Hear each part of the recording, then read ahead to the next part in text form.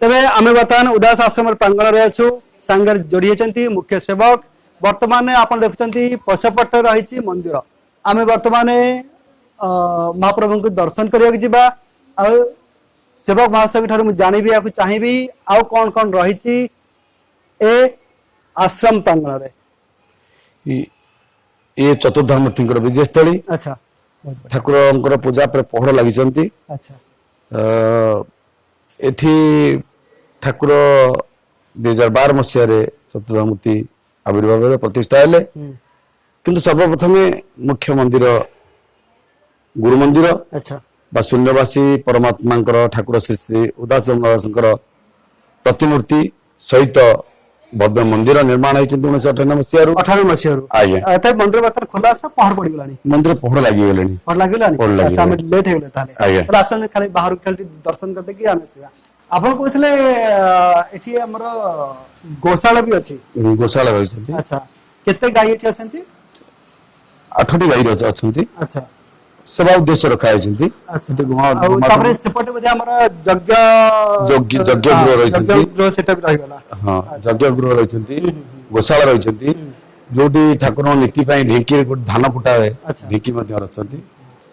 तबे वर्तमान मध्ये पहाड़ पड़ी जाइछि पहाड़ पड़ी जाइछि मंदिर पहाड़ लगी लेट हे गले ठीक अछि किछ नै हमें बाहर दर्शन करबा आसंतु एठी ऑल खाइ से ऊपर बिंदु दिया है सेटा कोन काहे ये ठाकुर महामंत्र ठाकुर प्रदत्त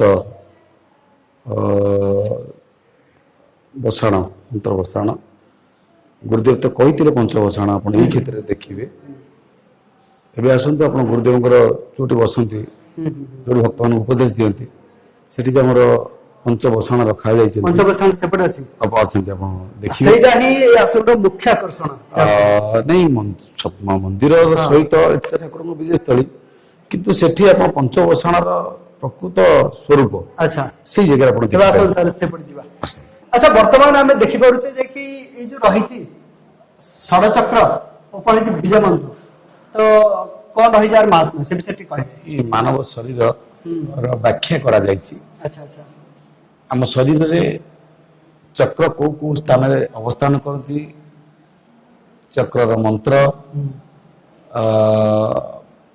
एठी बसाण करा जाई पूजा करा जाती चक्र बसाण बहुत बढ़िया सेठी पाई रखा है आज्ञा जासन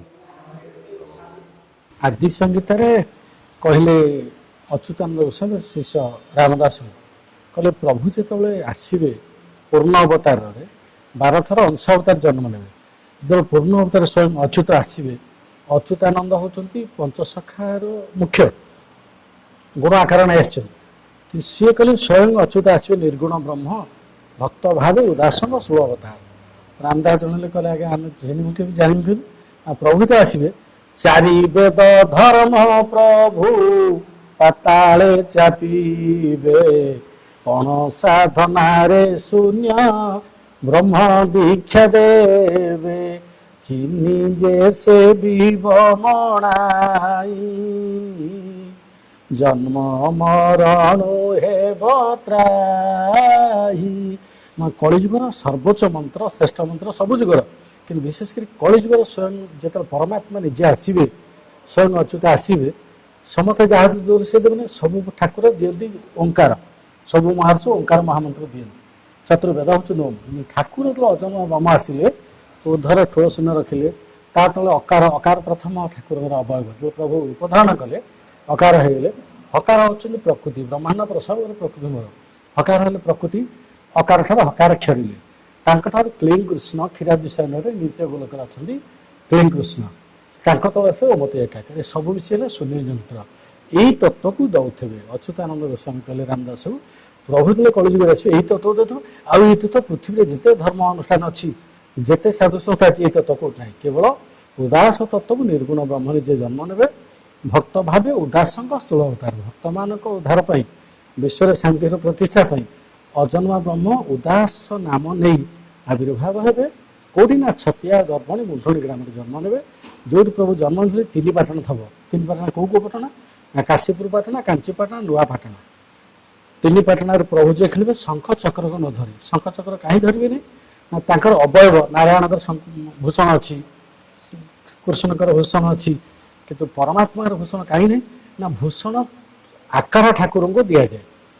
ଯେତେବେଳେ ନିର୍ଗୁଣ ନିରାକାର ଆସିବେ, ନିଜେ ଅଜନ ବ୍ରହ୍ମ ଆସିବେ, ସେ କ'ଣ କରିବେ ନା ତାଙ୍କର ଶଙ୍ଖ ଚକ୍ର ଗଦା ପଦ୍ମ ନଥିବ କର, ତାଙ୍କ ହସ୍ତରେ କିଛି ନଥିବ। କାହିଁକି ନା ନିଜେ ପୂର୍ଣ୍ଣ ଅବତାର ଆସିବେ, ଦଉଥିବେ ଏଇ ମହାମନ୍ତ୍ରକୁ, ଚିହ୍ନି ଯେ ସେବିବ ମଣାଏ ଜନ୍ମ ମରଣ ହେବ। ଏଇ ମନ୍ତ୍ର ଯିଏ ଚିହ୍ନିକିରି ଜାଣିବେ ଯେ ପରମାତ୍ମା ଆସିଲେ ଏବଂ ସେତେବେଳେ ଭକ୍ତମାନେ ଅନୁପ୍ରାଣିତ ହେବେ। ଆଉ ସନାତନ ଧର୍ମର ମୂଳ ତତ୍ତ୍ୱରେ ଠାକୁର ହିଁ କହିବେ, କହିକି ବିଶ୍ୱକୁ ଉପଯୁକ୍ତ ମାର୍ଗରେ ଅନୁପ୍ରାଣିତ କରିବେ, ଦିଗ୍ଦର୍ଶନ ଦେଖେଇବେ। ସେଇ ତତ୍ତ୍ୱକୁ ପ୍ରଭୁ ବହୁତ ସୁନ୍ଦର। ତେବେ ସ୍ୱାମୀଜୀ ଗୋଟେ ଶେଷ ପ୍ରଶ୍ନ ଖାଲି ରହିଯାଇଛି, ତାପରେ ମୁଁ ଭିଡ଼ିଓ ଷ୍ଟପ୍ କରିବି। ବାର୍ଷିକ ଏଇ ଆଶ୍ରମରେ କ'ଣ କ'ଣ ସବୁ କାର୍ଯ୍ୟକ୍ରମ ହୁଏ? ଆମର ବାର୍ଷିକ ଯଜ୍ଞ ହେଉଛି ବୈଶାଖ ଶୁକ୍ଳ ଏକାଦଶୀରୁ ପୂର୍ଣ୍ଣମୀ 5 ଦିନ ଯଜ୍ଞ ବାର୍ଷିକ ଉତ୍ସବ ଏବେ ସରିଲା 12ରୁ 16। ତାପରେ କାର୍ତ୍ତିକ ମାସରେ ମାସ ସାରା ମଙ୍ଗଳ ଆଳତୀ ପୂଜା ନାମ ଚାଲନ୍ତି 3 ଦିନ, ତୃତୀୟରୁ ପଞ୍ଚମ 3 ଦିନ ଯଜ୍ଞ। ଗୁରୁଦେବଙ୍କର ଜନ୍ମୋତ୍ସବ ପଡ଼ିବ ଆମର ଜୁଲାଇ 25ରେ, ଜୁଲାଇ 25। ବହୁତ ବଢ଼ିଆ। ଶ୍ରାବଣ ମାସରେ ପଡ଼େ। ଗୁରୁଦେବଙ୍କର ତିରୋଧାମ ଦିବସ ହେଉଛି ଆମର ପୌଷ କୃଷ୍ଣ ଏକାଦଶୀରେ। ଏହିସବୁ ଦିନ ପାଳନ ହୁଏ ଉତ୍ସବ।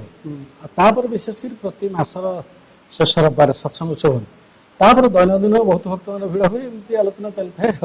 ଆଉ ଆମର ମୂଳ ଲକ୍ଷ୍ୟ ହିଁ ବ୍ୟାପକ ହଉ ସନାତନ ଧର୍ମର ଯେଉଁ ଦିବ୍ୟତା ମୂଳମନ୍ତ୍ର ତା ପ୍ରଚାର ଅଭିମୁଖାମୀ ହେବା। ତେଣୁ ଆଶ୍ରମ ତରଫରୁ ଓଡ଼ିଶା ଭିତରେ ଓଡ଼ିଶା ବାହାରେ ବିଭିନ୍ନ ଆଡ଼େ ଯାଇ ଏଇ କରୋନା ଭିତରେ ମଧ୍ୟ ଠାକୁରଙ୍କ କରୁଣା ବିଭିନ୍ନ ଆଡ଼େ ବୁଲି ଭକ୍ତମାନଙ୍କ ଦୁଃଖରେ ସାମିଲ ହେବା ସହିତ ଧର୍ମଧ୍ୱଜା କେମିତି ବିକଶିତ ହେଉ, ଲୋକମାନେ ମାନସିକ ସ୍ତରରେ ମୃତ୍ୟୁ ମୁଖରେ ପହଞ୍ଚି ଯାଇଛନ୍ତି, ତାଙ୍କ ଭିତରେ ପ୍ରେରଣା, ତାଙ୍କ ଭିତରେ ଯେଉଁ ପ୍ରକାର ଦୁଃଖ ଆସି ତାକୁ ଉଦ୍ଦୀପନା କେବଳ ମନ୍ତ୍ର ଦ୍ୱାରା ନାମ ଦ୍ୱାରା ଜାଗ୍ରତ କରିକିରି ଆସୁଛୁ। ବହୁତ ବଢ଼ିଆ, ବହୁତ ବଢ଼ିଆ। ସ୍ୱାମୀଜୀ ଆପଣଙ୍କୁ ଅନେକ ଅନେକ ଧନ୍ୟବାଦ। ତେବେ ଦର୍ଶକ ବନ୍ଧୁ, ଯାହା ବର୍ତ୍ତମାନ ସ୍ୱାମୀଜୀ କହିଗଲେ ସନାତନ ଧର୍ମର ଏକମାତ୍ର ଉଦ୍ଦେଶ୍ୟ ଯାହାକି ବ୍ୟକ୍ତି ନିର୍ମାଣରୁ ରାଷ୍ଟ୍ର ନିର୍ମାଣ ହେଉଛି ସନାତନ ଧର୍ମର ଏକମାତ୍ର ଉଦ୍ଦେଶ୍ୟ, ଯାହାକି ଜାଇଫଳ ମାଳିକା ଯାହା ପ୍ରମାଣ ଦଉଛି ସନାତନ ଧର୍ମ ସ୍ଥାପିତ ବହୁଳ ଧର୍ମ ଧ୍ୱଜା ଉଡ଼ାଇବ। ସ୍ୱାମୀଜୀ ମଧ୍ୟ ସେଇ ଦିଗରେ କାମ କରୁଛନ୍ତି। ଜୀବନ ବଞ୍ଚିବାର ଏକ ପଦ୍ଧତି ହେଉଛି ସନାତନ ଧର୍ମ। ତେବେ ସ୍ୱାମୀଜୀ ଯାହା ସମାଜକୁ ଦିଗ୍ଦର୍ଶନ ଦେଖାଉଛନ୍ତି, ସ୍ୱାମୀଜୀଙ୍କର ଏଇ ଯୋଉ ପଦକ୍ଷେପ ତାହା ସତରେ ସ୍ୱାଗତ ଯୋଗ୍ୟ। ତେବେ ଆପଣ ବି ଏ ଆଶ୍ରମକୁ ଥରେ ଆସନ୍ତୁ। ଏଇ ଯୋଉ ଆଶ୍ରମ ପ୍ରାଙ୍ଗଣ ଆମେ ଅଛନ୍ତି, ଏଇଟା ହେଉଛି ଯାଜପୁର ଜିଲ୍ଲାର ବଡ଼ଚଣା ବ୍ଲକ ଅନ୍ତର୍ଗତ ଛତିଆ ଯୋଉ ଷ୍ଟପେଜ ରହିଛି ସେଠୁ ମାତ୍ର 2 କିଲୋମିଟର। ତେବେ ସୋଲର ଗ୍ରାମରେ ଅଛି ଏଇ ଆଶ୍ରମଟି, ଯାହାର ନାଁ ହେଉଛି ଉଦାସ ଆଶ୍ରମ। ଯଦି ଆପଣ କଟକରୁ ଆସୁଛନ୍ତି ତେବେ ଆପଣଙ୍କୁ ଆସିବାକୁ ପଡ଼ିବ NH16। NH16 ଆସିଲା ସମୟରେ ଗୋଟେ ଷ୍ଟପେଜ ପଡ଼ିବ ଛତିଆରୁ ଯେତେବେଳେ ଆପଣ ନେବେ ଲେଫ୍ଟ କଟ୍, ମାତ୍ର 2 କିଲୋମିଟର। ରାସ୍ତା ବହୁତ ଭଲ ରହିଛି, ପାର୍କିଂର ସମସ୍ତ ବ୍ୟବସ୍ଥା ରହିଛି। ଏଠି ଆପଣ ଦେଖିପାରିବେ ଯଜ୍ଞ ଘର ବି ରହିଛି। ପୁରାତନ କାଳରେ ଯେଉଁ ଆମେ ବ୍ୟବହାର କରୁଥିଲେ ଢିଙ୍କି ମଧ୍ୟ ଆପଣ ଦେଖିପାରିବେ। ବର୍ତ୍ତମାନ ଆପଣଙ୍କୁ ଢିଙ୍କି ଦେଖିବାକୁ ହେଲେ ଗୁଗୁଲରେ ସର୍ଚ୍ଚ କରିବାକୁ ପଡ଼ିବ ଢିଙ୍କି। ତେବେ ଆପଣଙ୍କୁ ଗୁଗୁଲରେ ସର୍ଚ୍ଚ କରିବା ଆବଶ୍ୟକତା ନାହିଁ, ସ୍ୱଚକ୍ଷୁରେ ଆସି ଦେଖି ଯାଆନ୍ତୁ। ଏଠି ଢିଙ୍କି ଅଛି, ଢିଙ୍କି କୁଟା ଯୋଉ ଚାଉଳ ରହିଛି ସେଥିରେ ଭୋଗ ଲାଗେ, ଏଠି ମହାପ୍ରଭୁଙ୍କ ପାଖରେ ପ୍ରସାଦ ଲାଗେ। ତା ବ୍ୟତୀତ ଏଠି ଗୋଶାଳା ଅଛି। ଆଉ ଯାହା ବର୍ତ୍ତମାନ ଆମେ ଆପଣଙ୍କୁ ଦେଖେଇଲୁ, ଏଇ ପୀଠ ଯୋଉ କେନ୍ଦ୍ର ସ୍ଥଳ ରହିଛି, ସ୍ୱାମୀଜୀଙ୍କର ତପସ୍ୟା ସ୍ଥଳ, ଧ୍ୟାନ ସ୍ଥଳ ମଧ୍ୟ ସେଠି ଅଛି।